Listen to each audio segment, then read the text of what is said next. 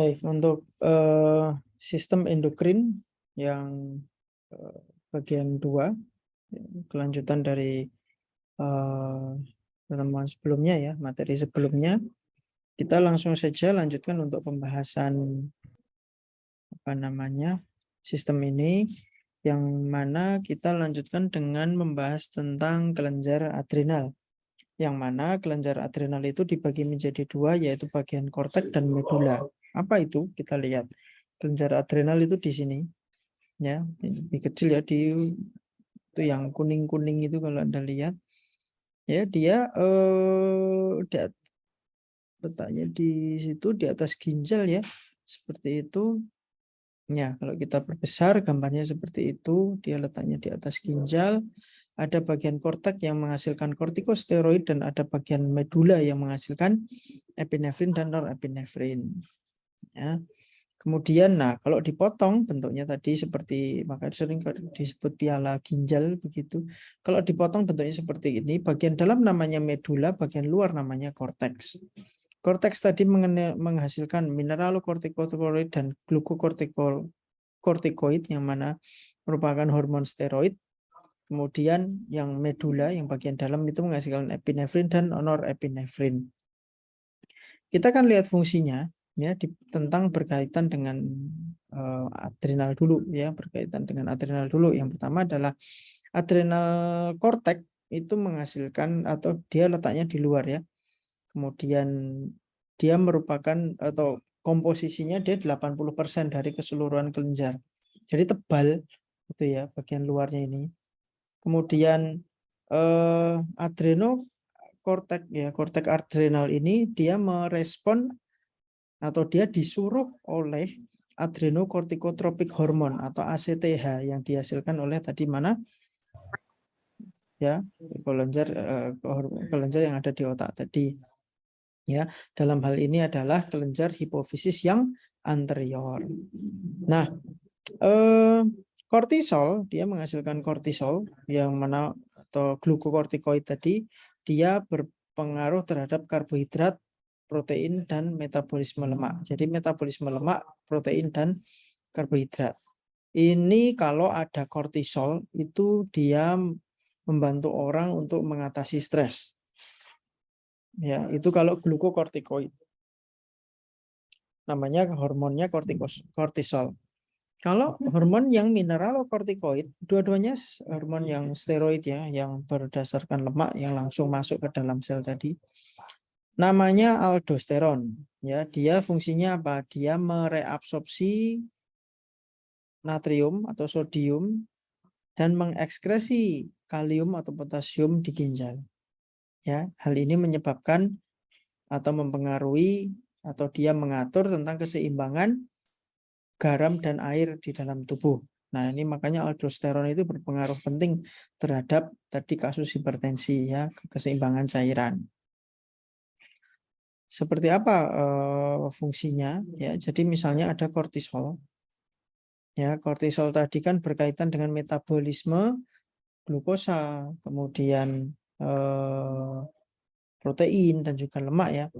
Kortisol naik di liver, menghasilkan glukosa di dalam darahnya turun ya, seperti itu. Nah, hipotalamus menyuruh ACTH tadi ya, adrenocorticotropic releasing hormone, ACTH. Kemudian dia hipofisis menghasilkan kortikotropin, adrenal cortex menghasilkan kortisol.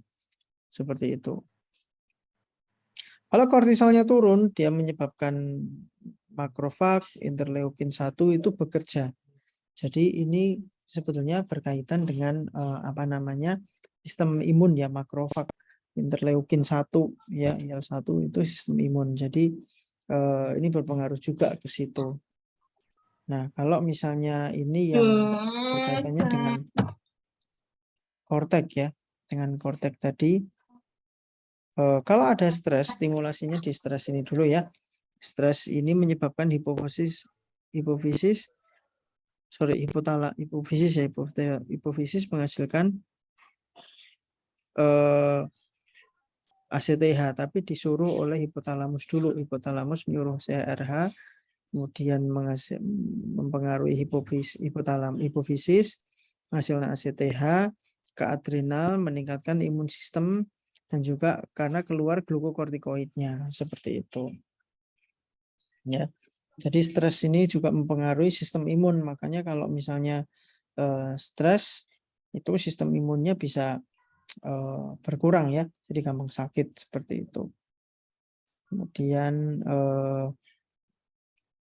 ya, ini sebetulnya ini sederhana sih tentang feedback negatif ya. Kalau kortisolnya tinggi, tentunya dia akan menginhibit hipotalamus, dan hipofisis. Tapi kalau dianya rendah, dia akan menginduksi pengeluaran kerjanya hipotalamus dan hipofisis untuk mengeluarkan CRH maupun ACTH. Ini hanya feedback negatif saja. Kemudian aldosteron itu sendiri. Kalau tadi kan berkaitan dengan stres ya, kortisol ya. Nah, ini kalau aldosteron, kalau misalnya ya kalsiumnya naik atau natriumnya turun, artinya kalau natrium turun, air kan nempel sama natrium ya. Kalau natrium turun berarti airnya sedikit, dan menstimulasi adrenal korteks, menghasilkan aldosteron, menyerang atau dia menyuruh ya tubulus dari kidney untuk apa? Natriumnya jangan dibuang, dihisap lagi, diserap lagi, kaliumnya dibuang aja lah berlebihan. Ya, habis itu berarti dengan adanya seperti ini akibatnya homeostasis atau keseimbangan kadar natrium dan kalium dalam plasma itu menjadi normal. Kalau misalnya dia berlebih, kebalikannya ya, kebalikannya. Kalau dia berkurang, jadi kebalikannya juga. Jadi siklusnya seperti itu ya. Tapi dimulainya dari sini dulu ya, seperti itu. Ini apa? Nah, ini penjelasan lain, sebetulnya sama saja sih ya. Misalnya, nah ini kalau Anda belajar keseimbangan cairan, ini sangat penting sekali dengan penyakit yang sangat terkenal, yaitu hipertensi. Ya, hipertensi. Jadi aldosteron di sini itu fungsinya juga menghasilkan, nanti akan disuruh juga oleh adanya ini apa namanya, akan disuruh juga, selain tadi disuruh oleh kadar plasmanya ya, tapi dia juga disuruh juga oleh namanya angiotensin 2.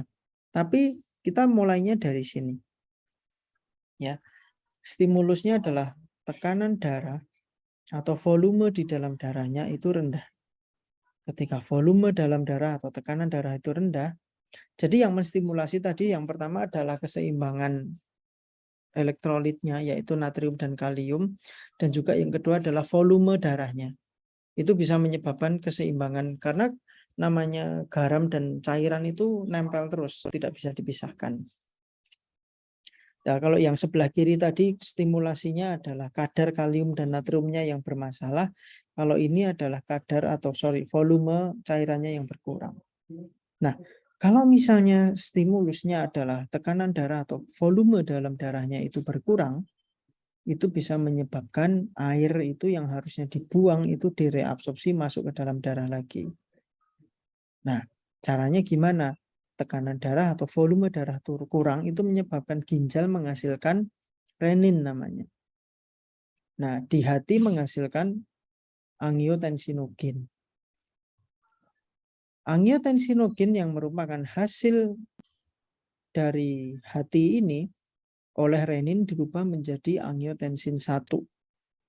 Ya, angiotensin 1 oleh angiotensin converting enzyme, suatu enzim yang mengubah angiotensin 1 menjadi angiotensin 2, ini dia akhirnya menghasilkan angiotensin 2.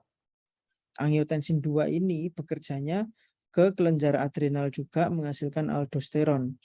Padahal kalau aldosteron naik, berarti kan garam diserap, karena garam nempel sama air, air juga diserap. Seperti itu ya, sehingga tekanan darahnya jadi seimbang lagi. Makanya kalau sekarang kita bicara hipertensi, mungkin nanti kalau Anda belajar tentang farmakologi, ada obat-obat kalau berkaitan dengan pasien hipertensi, tensinya kan tinggi, berarti volume darahnya kan juga tinggi. Dia minumnya adalah ACE inhibitor, captopril, lisinopril, enalapril. Ya, yang pril-pril itu dia fungsinya bekerjanya menghambat angiotensin converting enzim ini. Nah, kalau ini dihambat berarti kan perubahan angiotensin 1 menjadi angiotensin 2 tidak ada. Kalau ini tidak ada berarti dia tidak menstimulasi kelenjar adrenal. Kalau kelenjar adrenal tidak ada aldosteron. Kalau aldosteron tidak ada, akibatnya natriumnya dibuang, reabsorpsinya dikurangi. Akhirnya cairan berkurang, cairan dikeluarkan lewat pipis ya, sehingga volume cairan dalam tubuh, volume cairan dalam pembuluh darahnya berkurang sehingga tekanan darahnya bisa turun. Obat lain yang terkenal adalah angiotensin 2 reseptor blocker atau ARB. Angiotensin 2 reseptor blocker atau namanya ARB. Itu apa? Valsartan apa obatnya saya lupa. ARB itu saya lupa ya. Nah, itu apa namanya? Kalau misalnya angiotensin 2-nya tidak dia tetap dihasilkan gitu ya. Dia tetap dihasilkan, tetapi karena dia diblok reseptornya, apa namanya, akibatnya tetap dia tidak bisa berikatan dengan reseptor di kelenjar adrenal, ya, apa namanya. Nah, kalau dia tidak menstimulasi kelenjar adrenal, akibatnya dia juga apa namanya,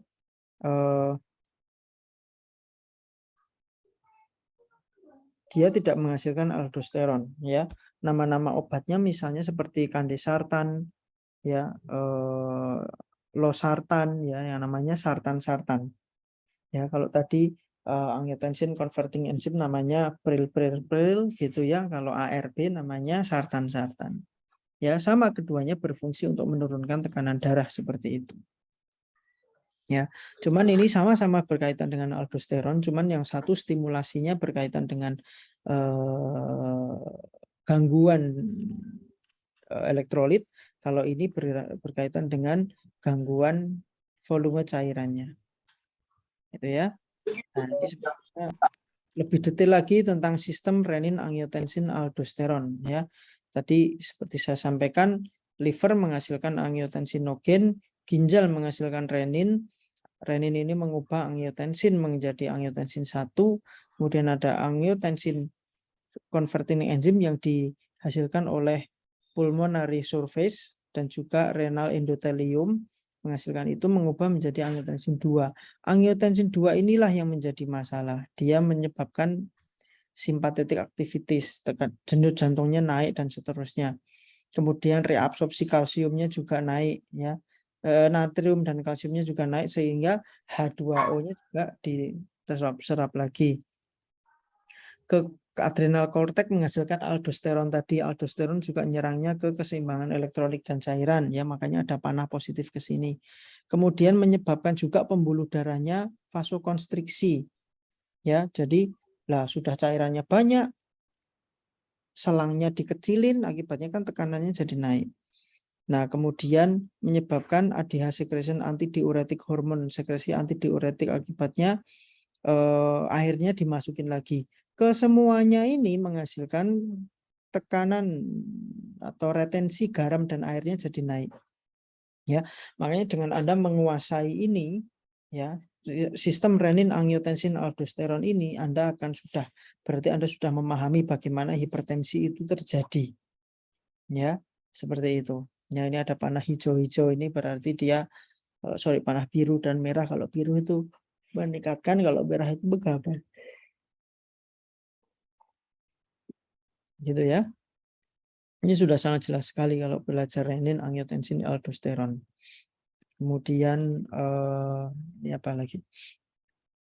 Ini angiotensinogen, renin, ACE inhibitor, sama sih sebetulnya. Ya, menyebabkan aldosteron naik sehingga menyebabkan tekanan darahnya naik, kalsium naik, natrium dan naik. Ya. Seperti itu. Kemudian ada yang namanya ANF. Ya, ANF itu atrial natriuretic factor. Ya.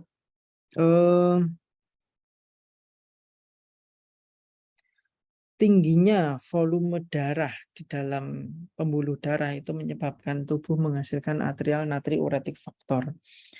Hormon ini mencegah ya, menginhibisi pengeluaran dari aldosteron di adrenal cortex. Jadi aldosteron ini dihambatnya oleh ANF ini, ya. Sehingga kalau aldosteron fungsinya adalah untuk meningkatkan volume, ANF ini kebalikannya, dia akan menurunkan volume darah di dalam tubuh, ya. ANF.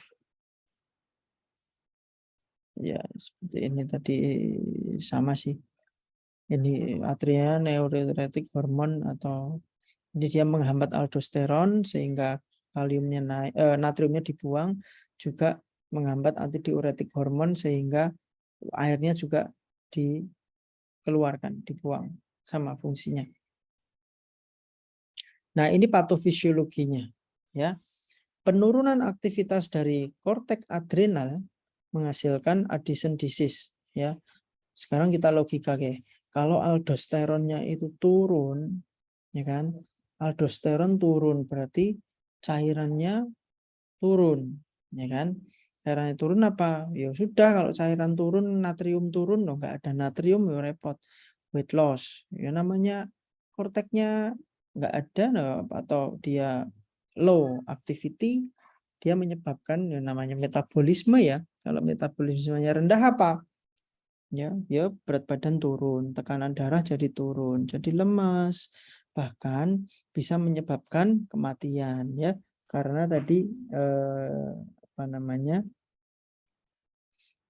aldosteron itu bisa berpengaruh ke banyak hal. Kemudian pasien dengan Addison disease menyebabkan dosis, kalau kurang hormon ya sudah suntik hormon, kan begitu. Tapi bagaimanapun dengan sumber hormon dari luar tentunya beda dengan hormon yang diproduksi oleh diri kita sendiri. Makanya kita harus selalu bersyukur, ya, kita itu berada dalam kategori orang yang sehat, sehingga kita harus selalu bersyukur korteks atau adrenal kita normal-normal saja, kita bisa aktivitas, ya. Dengan belajar fisiologi seperti ini kita jadi tambah bersyukur, ya, harusnya. Alhamdulillah kita masuk dalam kategori orang sehat dan tidak mengalami gangguan yang, coba deh, kalau mengalami Addison disease saja, berapa harga untuk suntik hormon itu? Nggak mungkin murah, padahal itu harus disuntik seumur hidup, gitu ya. Anda bisa bayangkan. Anda gratis gitu ya, kita semua gratis sehat, kan itu udah alhamdulillah. Ya, itu kalau dia kekurangan. Kalau aktivitasnya berlebihan menyebabkan yang namanya Cushing syndrome, ya. Metabolismenya naik, tekanan darah naik, volume darah naik, ya. Blood pressure dan lain sebagainya. Akibatnya juga tulangnya jadi lemah seperti itu. Ini biasanya apa? Terapinya dikurangi sekresinya, tapi Anda bisa bayangkan nggak gimana mengurangi sekresi hormonnya, itu susah, ya, seperti itu. Itu kalau korteks. Sekarang kita bicara tentang medula, bagian kedua dari adrenal, ya. Kalau di korteks, di medula yang di bagian dalam itu sebetulnya dia tersusun atas neuron yang dimodifikasi, jadi sistem syaraf, ya, atau sistem syaraf simpatik, ya. Dia menghasilkan apa? Menghasilkan epinefrin dan norepinefrin, atau nama lainnya bisa adrenalin dan noradrenalin ketika orang itu mengalami stres, ya. Misalnya itu tadi paling gampang kalau marah, kemudian lagi banyak pekerjaan, mau ujian, dikejar anjing, ya, atau dikejar apa, jadi lagi emosi, ini seperti itu.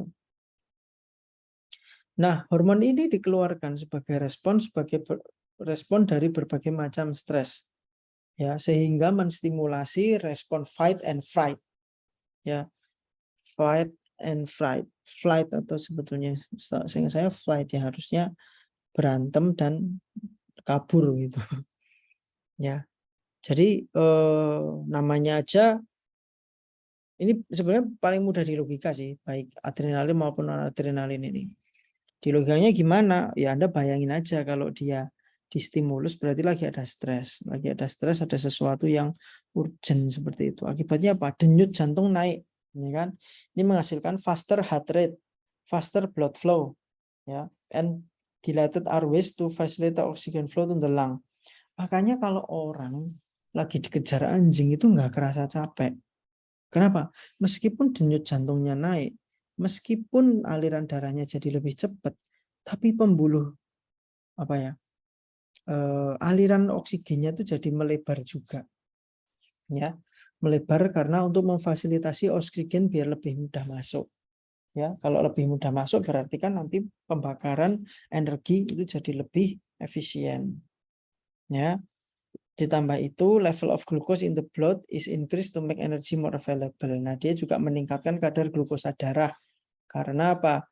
Tubuh butuh energi. Energinya kalau pakai adrenalin, noradrenalin ini pakainya glukosa.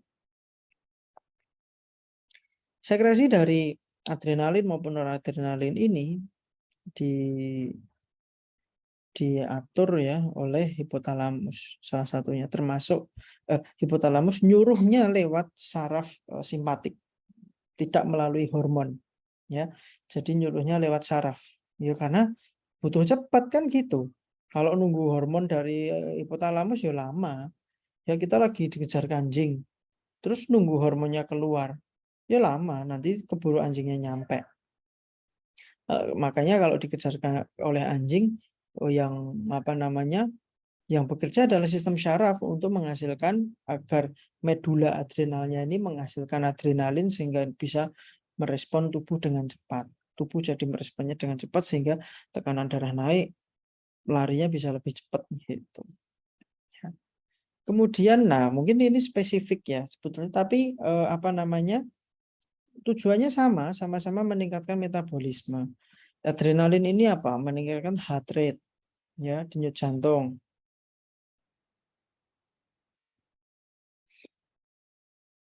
Kemudian tekanan darah, kemudian mempermudah suplai darah ke tulang dan otot ya, seperti itu. Kemudian meningkatkan konversi glikogen to glukos ya. Jadi memecah glikogen ke glukosa agar metabolismenya tadi jadi gampang ada bahan bakarnya. Kalau noradrenalin apa? Noradrenalin sama sebetulnya. Dia menstimulasi heart muscle. Ya, otot jantungnya jadi lebih kuat sehingga bisa meningkatkan rate dan kekuatan, kecepatan dan kekuatan dari denyut jantung. Itu kalau noradrenalin. Ya, seperti itu. Nah, ini tadi simulasinya ya, stimulasinya ya. Jadi kalau misalnya dari sistem hipofisis pakai lewat sistem syaraf biar lebih cepat ya, PK saraf simpatik dia masuk ke sini menghasilkan epinefrin dan norepinefrin, adrenalin dan noradrenalin. Ya. Kalau stresnya jangka panjang, ini stresnya jangka pendek. Kalau jangka panjang itu lewat ini ya, ACTH menghasilkan mineralokortikoid dan glukokortikoid. Jadi kalau stres terus ya, nanti bisa meningkatkan tekanan darah dan seterusnya. Makanya orang kalau stres mesti tekanan darahnya naik ya. Kemudian diabetes ya, kenapa? Protein and fats converted to glucose and broken down for energy ya. Meskipun harusnya untuk energi, tapi kalau dia nggak ngapa-ngapain ketika stres, nah dia nggak beraktivitas, itu ya akhirnya apa namanya, nggak beraktivitas, akibatnya gulanya dipecah tapi nggak dipakai kan gitu ya, seperti itu. Terus nah ini kalau tadi ya fight or flight respon, tadi kalau misalnya ada tiba-tiba dikejar anjing atau ada tawon mau ngentup gitu ya, wah itu lewat saraf simpatik itu langsung ya menghasilkan epinefrin, norepinefrin ya. impulse activate glands and smooth muscle. Jadi dia saraf simpatiknya itu menyuruh ke medula dan juga ke kelenjar dan otot polos yang lain, otot polos ya. Selain itu dari hipotalamus juga ketika ada sesuatu yang membahayakan itu mengaktifkan CRF, ACTH dan menghasilkan tadi yang sebenarnya sama sih gambarnya dengan yang sebelumnya, yang mana hipotalamus itu nyuruh lewat jalur syaraf dan jalur hormon. Kalau jalur syaraf itu yang short term, kalau jalur hormon itu yang long term gitu. Sama-sama meningkatkan tekanan darah, sama-sama meningkatkan denyut jantung, sama-sama meningkatkan aliran darah seperti itu ya. Sama-sama meningkatkan kadar glukosa dalam darah untuk jadi energi dan seterusnya. Karena butuh energi besar untuk merespon itu tadi. Ya, seperti itu. Kemudian kelenjar yang kedua adalah pankreas. Kalau kita bicara pankreas, letaknya ada di sini ya. Kalau pankreas ya di dekat di bawah hati ya, di samping dari lambung. Ya, kenapa dekat ya? Karena memang nanti utamanya memang dia dibantu untuk setelah di usus halus ini seperti itu. Ada 3 jenis sel yang ada di dalam pankreas. Yang pertama adalah alfa, menghasilkan glukagon itu sekitar 15-20% dari total pankreas. Beta sel itu 80%. Kalau delta sel itu menghasilkan somatostatin itu 3-10%, tergantung ya orang-orangnya ya. Range-nya segitu. Ya. Kalau alfa menghasilkan glukagon, beta insulin dan amilin, dan delta itu somatostatin. Ya, seperti itu. Nah, ini kalau Anda lihat ya, ini pankreas ya, pankreas di sini ketika ini saluran ya, yang hijau-hijau ini saluran. Ini pulau Langerhans, ini yang ada kelenjar-kelenjarnya sehingga nanti ketika mengeluarkan hormon itu langsung masuk ke usus 12 jari. Ya, ke usus halus seperti itu, ya. Kemudian kalau bagian hormonnya dia mengeluarkannya di sini ya, insulin ke dalam darah seperti itu. Ini ilustrasi lain, bentuknya seperti itu ya. Jadi selain nyambung ke dalam usus, dia juga nyambung ke pembuluh darah yang lain. Nah, ini kalau Anda lihat, kalau ini dipotong kecil segi 4 seperti itu ya, itu akan bentuknya seperti ini. Di situ akan ada sel alfa yang hijau, sel beta yang gede karena dia porsi paling besar, dan sel delta tadi. Ya, kurang lebih bentuknya seperti ini. Ya, ini adalah Pulau Langerhans ya. Penemunya namanya orangnya Langerhans. Nah, kalau ini duct, central duct itu menghasilkan enzim-enzim untuk masuk ke dalam saluran pencernaan untuk bantu. Di sini ada lubangnya ya. Nah, lubangnya yang nyambung antara pankreas dengan apa namanya? Usus. Nah, ini tadi sering ya saya contohkan kalau misalnya blood sugar-nya rendah menghasilkan glukagon ya, pankreas mengeluarkan glukagon sehingga glikogen di dalam hatinya dipecah sehingga glukosa dalam darahnya naik. Glukosa dalam darah naik menyebabkan insulin ya, yang kuning, jalur kuning.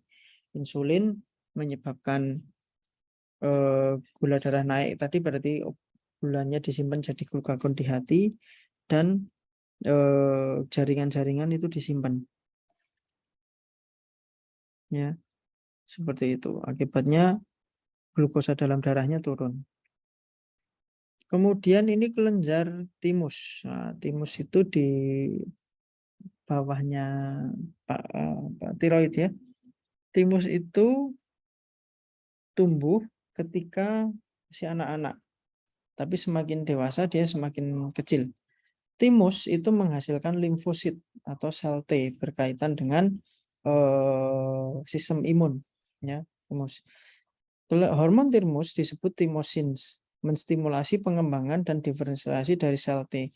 Kalau Anda belajar nanti imunologi, itu ada sel T itu ada macam-macam. Ya, ada T helper, ada yang T sitotoksik, ada T macam-macam. Itu dilakukannya di timus ya, seperti itu. Kemudian apalagi kelenjar pineal. Pineal itu mana ini? Oh ya, ini di sini, dia di otak juga. Kemudian ini kelenjar pineal itu menghasilkan melatonin, ya. Melatonin itu dihasilkan ketika gelap, ya, ketika suasananya gelap, ya. Ketika dalam kegelapan melatonin dihasilkan, ya. Nah, during the winter, night are longer and as result level of melatonin in the blood is higher. Kalau Anda bekerja tinggal di negara 4 musim, kalau winter sama summer itu lama harinya itu beda. Bukan lama durasi harinya ya, tapi mataharinya itu berada di langit atau kelihatannya itu berbeda. Kalau winter musim dingin itu matahari hanya mulai muncul dari jam 9 pagi sampai paling jam 3, jam 4. Jadi matahari muncul itu jadi kita subuh kalau di Belanda saat winter itu bisa jam 7 pagi boleh. Jam 8 pagi itu masih boleh subuh karena belum fajar. Gitu. Jadi enak puasa kalau waktu winter, ya, sahurnya waktu sarapan, buka puasanya waktu makan sore, jadi kayak nggak puasa, ya. Sehingga kalau lagi winter seperti itu, melatoninnya naik. Beda kalau summer, kalau musim panas itu matahari muncul jam 3 atau jam 4 gitu ya. Terus tenggelam lagi jam 4 atau jam 5 lah. Tenggelam lagi jam 10 atau jam 11 malam. Itu baru tenggelam mataharinya, ya. Makanya repot kalau puasa. Makanya puasa di negara-negara 4 musim yang sedang summer itu bisa sampai 20 jam, 18 jam begitu. Kalau kita kan stabil ya, karena kita di 2 musim.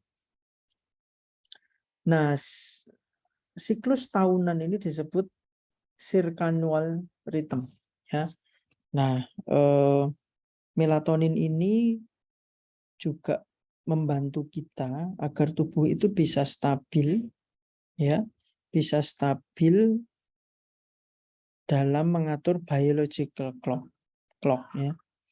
Nah, selain itu melatonin ini juga berfungsi untuk perkembangan seksual, ya. Makanya ciri sekunder dari laki-laki atau perempuan itu juga dibantu oleh melatonin ini. Nah, melatonin itu untuk apa sih? Meregulasi body's internal sleep-wake clock. Ya, jadi dia membantu mengatur jam biologisnya kita. Ya, ketika normal dan seterusnya, dia mempengaruhi semua hormon-hormon yang ada di dalam tubuh, ya. Jadi mengatur agar tubuh itu seimbang seperti itu. Kemudian gonad ini organ kelamin ya, baik laki-laki maupun perempuan, ya. Kalau laki-laki bentuknya seperti itu, ya, ada testis utamanya yang menghasilkan sperma nanti. Kalau perempuan ada ovarium yang menghasilkan ovum seperti itu. Nah, organnya seperti itu. Nah, kemudian kalau misalnya gonad ini distimulasi, ya, oleh beberapa hormon lain. Yang pertama FSH dan LH. Keduanya mempengaruhi baik laki-laki maupun perempuan. Kalau perempuan ya menstimulasi pertumbuhan dari ovarian folikel. Makanya FSH, LH ini dia berkaitan dengan siklus menstruasi. Kalau di laki-laki FSH itu menstimulasi produksi sperma, ya, menstimulasi produksi sperma. Kalau di FSH ini di perempuan dia menstimulasi pertumbuhan dari folikel ovarium. Kalau LH, luteinizing hormone di perempuan dia menstimulasi ovulasi. Ya, jadi kalau misalnya tadi FSH itu untuk perkembangan, kalau LH-nya itu untuk ngeluarin ovumnya gitu. Pluk gitu. Jadi biar ovumnya lepas dari ovarium. Ya, selain itu juga dia menstimulasi dihasilkannya oleh ovarium tadi menghasilkan estrogen dan progesteron di ovarium. Ya. Tapi kalau LH sama-sama LH, kalau di laki-laki dia menstimulasi androgen di testis, ya, seperti itu. Kemudian ini untuk testis, ya. Testis bentuknya kurang lebih seperti ini. Ini testis, ini penisnya, ini gambar testisnya. Ya, kalau kita perbesar bentuknya jadi seperti ini. Ya, kemudian kalau kita potong satu kotak kecil ini jadinya seperti ini, ada bulatan. Ya, kemudian, nah di tengahnya ini Anda bisa bayangkan kan, di tengahnya ini sperma. Ya, ini testis. Ya, ini sel Sertoli, ini sel Leydig. Ya, ini sel Sertoli, ini sel di luarnya sel Leydig, ini sperma di dalamnya. Ya, seperti itu. Nah, kalau gambar aslinya kalau di mikroskop bentuknya seperti ini kalau diilustrasikan jadi lebih manis begitu ya. Padahal kalau Anda lihat kalau di sini kan inti selnya jejer-jejer rapi kayak kue tar gitu ya. Kalau ini padahal bentuknya nggak karuan. Ya, tapi disimulasikan biar mudah dipahami bentuknya kurang lebih seperti itu. Ya. Nah, terus bagaimana mekanismenya? Mekanismenya ya hipotalamus mengeluarkan GnRH ya, releasing hormon gitu ya, menghasilkan atau menstimulasi hormon hipofisis kelenjar hipofisis anterior menghasilkan FSH dan LH. FSH langsung ke sel Sertoli, kalau di laki-laki menghasilkan spermatogenesis. Ya, menyebabkan terjadi spermatogenesis. Nah, LH ini dia nyuruh Leydig sel sel Leydig untuk menghasilkan testosteron. Nah, testosteron naik juga nyuruh sel Sertoli untuk menghasilkan sel sperma yang sehat. Ya, dan menghasilkan inhibin, sekresi inhibin. Nah, kalau misalnya sudah banyak, dia akan memberikan feedback negatif sehingga FSH dan LH-nya stop. Gitu. Jangan terlalu banyak. Ya, seperti itu. Testosteron tadi juga masuk ke dalam darah menghasilkan testosteron parasma. Jadi di dalam tubuh di pembuluh darah ada kadar testosteron. Kemudian bagaimana kalau dengan perempuan? Ya, sama. Perempuan hipotalamus nyuruh GnRH gonadotropin releasing hormone menghasilkan LH, LH ke ovarium, LH FSH ke ovarium juga sama. Ini feedback negatif seperti itu. Nah, apa yang terjadi? Ya, ini dari sini ya. Dari sini nanti kita perbesar ya. Ovarium dan seterusnya, kemudian apa namanya? Folikelnya berkembang dan seterusnya, akhirnya ovulasi, ovumnya masuk ke sini. Masuk ke sini, kalau dia fertilisasi ketemu zigot di sini, dia bisa menjadi ketemu sperma, dia menjadi zigot. Zigot berkembang dan seterusnya, akibatnya nanti dia nempel di sini endometrium. Estrogen dan progesteron itu fungsinya estrogen ya, khusus ya, progesteron juga fungsinya untuk ini apa namanya, memperkuat, menyiapkan adanya sel ini zigotnya agar nempel. Nah, ini estrogen dan progesteron ini juga dihasilkan oleh ini corpus luteum. Jadi bekasan dari folikel ya, ketika ovumnya sudah keluar kan ini bekas, akibatnya corpus luteum ini kayak macam apa ya, cadangan estrogen dan progesteron, karena dia harus ada. Kalau nggak ada luruh ya keguguran, nggak jadi nempel kan gitu. Ya, makanya corpus luteum menghasilkan estrogen dan progesteron agar apa namanya endometriumnya siap untuk ditanamin begitu. Nah, kalau ini sama sih seperti tadi ya, hipotalamus menghasilkan GnRH, melakukan LH, FSH, ovulasi, estrogen, progesteron, dan estrogen progesteron ngefek ke uterus, dia juga menghasilkan feedback positif dan feedback negatif. Sama sih ini sebetulnya ya. Saya skip. Nah, ini berkaitan dengan siklus menstruasi. Ya. Jadi begini, ketika hari ke-0 saat terjadi menstruasi, ini sel baru dibuat, ini terjadi peluruhan. Ya. Kalau di sini 14 hari, ini di sini sekitar mungkin 5 sampai 7 hari mens. Ya, mengalami menstruasi. Ya. kadarnya gimana? Ya, ini LH, ini FSH. Ini estradiol atau estrogen, ini progesteron. Ya, ini kadarnya. Ini suhu tubuh. Ya. Nah, dia berkembang. Jadi kalau misalnya makanya orang kalau misalnya mau punya program bikin anak gitu ya, pengen hamil misalnya, itu hubungan seksualnya sekitar sini 14 hari. Kalau siklus menstrualnya normal, rutin, maksudnya 28 hari itu rutin. Kenapa? Anda bisa bayangkan ketika hari 14 itu secara teori ovumnya keluar. Ovumnya keluar, umur sperma kan 1 sampai 2 hari ya. Kalau di dalam tubuh ya, di dalam tubuh, makanya bisa nih, mungkin bisa ketemu, makanya mungkin bisa jadi.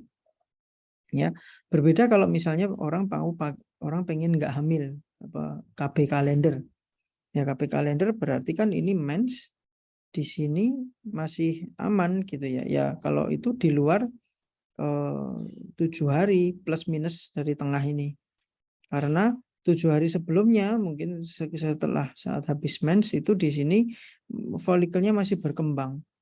Ya, dalam waktu 2-3 hari spermanya sudah habis, nggak bisa. Ya, kemudian atau setelah 7 hari di sini sudah ovumnya sudah hilang, udah nggak dibuahi ya, jadi sudah hilang seperti itu. Ya, jadi di sini seperti itu. Nah, ketika nanti korpus luteumnya habis, ya jadi korpus albicans gitu ya, progesteron sama progesteron sama estrogennya kan jadi hilang. Kalau hilang dia jadi nggak kuat. Kalau nggak kuat dia jadi luruh, jadilah mens gitu. Kenapa? Karena progesteron sama estrogennya yang turun karena korpus luteumnya juga sudah mulai menghilang. Makanya tadi ketika ovulasi dibuahi oleh sperma, dia masih ada waktu untuk nempel di sini. Ketika dia nempel masih banyak nih korpus luteum menghasilkan progesteron dan estrogen. Ya, sehingga di sini bisa nempel. Kalau nempel ini nggak mungkin luruh, udah kuat di sini nempel, akibatnya nanti akan progesteron dan estrogennya ini akan ada terus seperti itu. Ya, itu siklusnya. Nah, mungkin itu ya untuk tambahan materi pada hari ini. Setelah itu mungkin kita bisa diskusi. Terima kasih. Assalamualaikum warahmatullahi wabarakatuh.